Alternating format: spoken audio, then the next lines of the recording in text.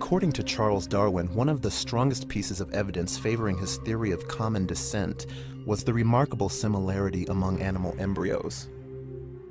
In the late 1800s, German naturalist Ernst Haeckel produced drawings that seemed to confirm Darwin's claim.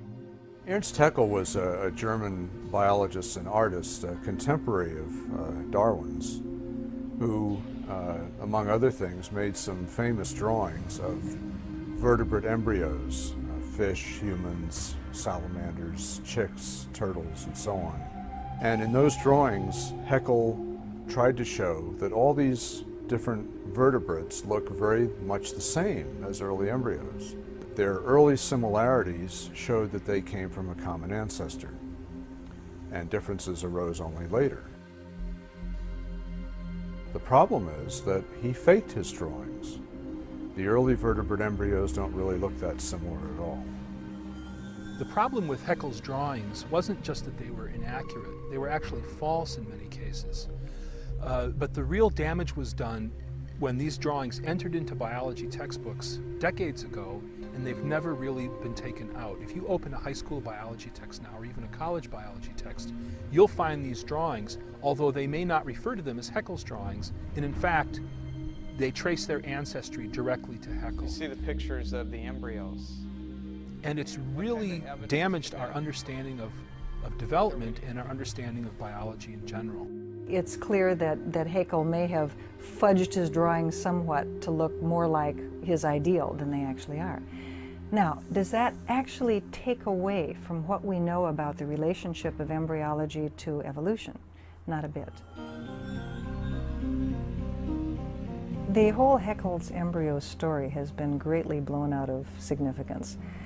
It is a minor footnote in the history of science, and actually it's been known for 10 or 15 years that Haeckel's embryos are not to be relied upon. The reason why the diagrams are reproduced is because they're easily available. There's no copyright on them. It's an easy way to illustrate a point. And I would argue that the basic point that's being illustrated by those drawings is still accurate. The basic ideas that Haeckel was presenting, for example, that the more closely related two forms were, the more recently they shared a common ancestor, the more similar will be their embryology, that has held up for decades. And we have nothing but solid evidence to support that from modern day researchers as well as early 20th century researchers.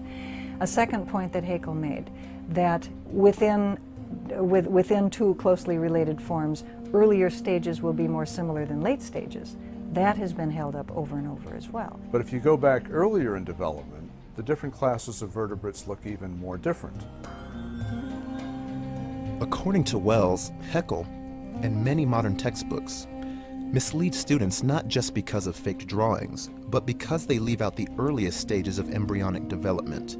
What students are shown as the first stage of embryonic development is actually the mid-stage. And very few textbooks show those earliest stages, and yet that's the whole point. It's the earliest stages that are supposed to be the most similar, and they're not. Some textbooks actually use photographs of embryos, but they pick only that stage and those classes that happen to look most similar. And they omit the earlier stages, and they omit those classes that don't look similar. So that, to me, is picking the evidence very carefully to support the theory, and that's not good science.